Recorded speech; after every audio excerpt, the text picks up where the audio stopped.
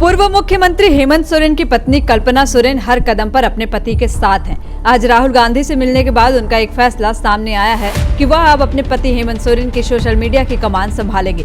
अब से लेकर जब तक हेमंत सोरेन जनता के बीच नहीं आ जाते, तब तक कल्पना सोरेन ही हेमंत सोरेन का ट्विटर हैंडल करेंगी। वैसे भी यह पहली बार नहीं है जब कल्पना सोरेन हेमंत सोरेन के साथ ढाल बनकर खड़ी नजर आ रही है, बल्कि इससे पहले भी वह कई बार अपने पति के साथ कदम से कदम मिलाकर चलती दिखी हैं। हेमंत सोरेन के सोशल मीडिया पेज से एक पोस्ट सामने आया है जिसमें लिखा है कि जब तक झारखंडी योद्धा हेमंत सोरेन केंद्र सरकार और बीजेपी के षड्यंत्र को परास्त कर हम सबके बीच नहीं आ जाते, तब तक उनका यह अकाउंट मेरे यानी उनके जीवन साथी कल्पना मुर्मू सोरेन द्वारा चलाया जाएगा।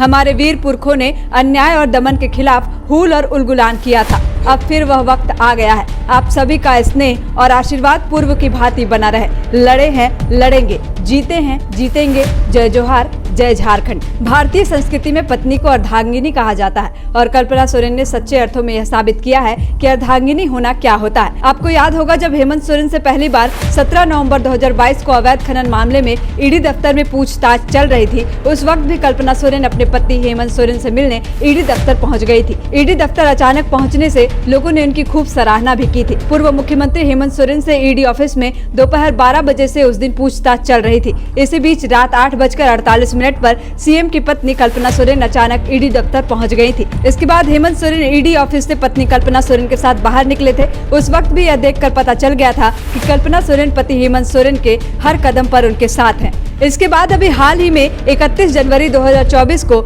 जब हेमंत सोरेन की गिरफ्तारी हुई, उस वक्त भी कल्पना देर रात अपने पति से मिलने ईडी दफ्तर पहुंच गई थी। उनके चेहरे पर तनाव साफ नजर आ रहा था। हेमंत की गिरफ्तारी से कल्पना सोरेन की चिंताएं बढ़ गई हैं। गिरफ्तारी के बाद हेमंत के साथ कैसा व्यवहार होगा, इसी सोच में कल्पना सोरेन उस दिन रात भर नहीं सोई थी। कल्पना सोरेन ने पति हेमंत सोरेन को कानूनी मदद पहुंचाने के लिए अधिवक्ता समेत अन्य अधिवक्ताओं से खुद बातचीत की थी। हेमंत सोरेन की ओर से हाईकोर्ट में दायर याचिका पर जब सुनवाई होने वाली थी, तो कल्पना सोरेन पल पल की जानकारी ले रही थी। इसके साथ ही कल्पना सोरेन की ओर से कपिल सिब्बल के माध्यम से सर्वोच्च न्यायालय का दरवाजा खटखटाया गया था। अभी 2 दिन पहले ही वह हेमंत सोरेन से जेल में मिलने गई थी और काफी लंबी बातचीत की थी। इसके अलावा वह कई कार्यक्रमों में भी हेमंत सोरेन के साथ दिखाई।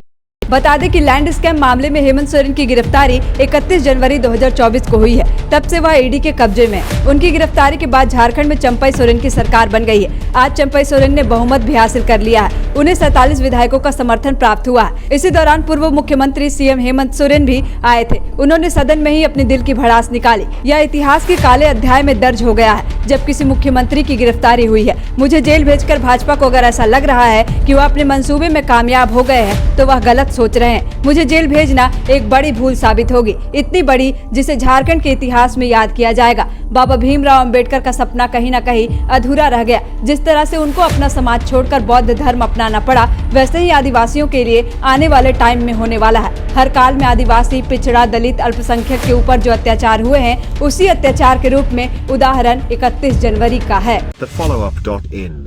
Like, share and subscribe. www.thefollowup.in